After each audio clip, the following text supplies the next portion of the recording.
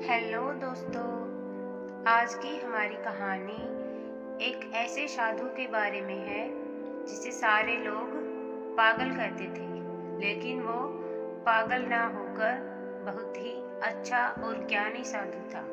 लेकिन कोई भी व्यक्ति उसकी बातें मानने को तैयार नहीं था। तो आइए आज हम शुरू करते हैं अपनी कहानी। घाट के किनारे एक साधु अपना डेरा डाले हुए था। वह वहीं बैठा रहता और एकाएक चिल्ला उठता कि जो चाहोगे सो पाओगे, जो चाहोगे सो पाओगे। कई लोग उस रास्ते से गुजरते थे। उसे ऐसा चिल्लाते देख लोग उसे पागल समझ लेते थे।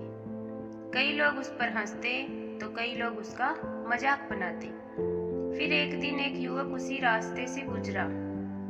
वो बेरोजगार था, काम की तलाश में था। उस साधु की आवाज उस युवक के कानों में पड़ी।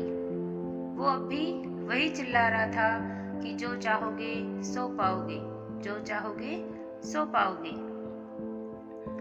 यह सुनकर युवक साधु के पास पहुंच गया और उसने पूछा कि क्या सच में मैं जो चाहूंगा वो मुझे मिल जाएगा? क्या आप सही में मुझे दे सकते हो? इस पर वह साधु बोला कि सबसे पहले तुम्हें ये बताना होगा कि तुम क्या चाहते हो। तब युवक बोला, बाबा, मैं चाहता हूँ कि मैं एक बहुत बड़ा हीरो का व्यापारी बनूं। क्या आप मेरी इस इच्छा को पूरा कर सकते हैं? साधु ने कहा, जरूर बेटा, मैं तुम्हें 2 चीजें देता हूँ। उनमें से एक है हीरा और एक है मोती। इनसे तुम जितने चाहे हीरे मोती बना सकते हो। ये बात सुनकर युवक बहुत खुश हो गया। साधु ने युवक से कहा कि वो अपनी दोनों हथेलियां आगे बढ़ाई। जैसा साधु ने कहा वैसा ही युवक ने किया। साधु ने युवक की पहली हथेली पर अपना हाथ रखा, फिर कहा कि यह सबसे अनमोल हीरा है। इससे तुम जितने चाहे हीरे बना सकते हो और यह हीरा समय है।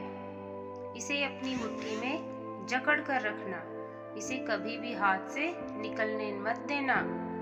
फिर साधु ने युवक की दूसरी हथेली पर अपना हाथ रखा और कहा कि अगर किसी भी काम में समय लग रहा हो तो इस मोती को धारण कर लेना, और इस मोती का नाम है धैर्य।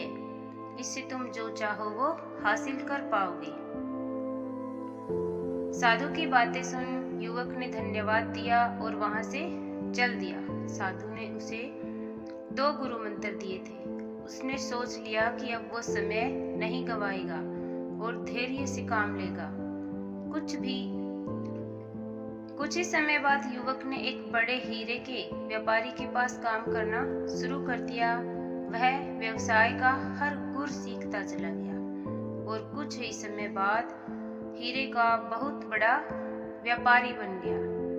तो इस कहानी से हमें यह सीख मिलती है कि अगर आप कोई लक्ष्य प्राप्त करना चाहते हो तो आपको समय और धैर्य दोनों की आवश्यकता है।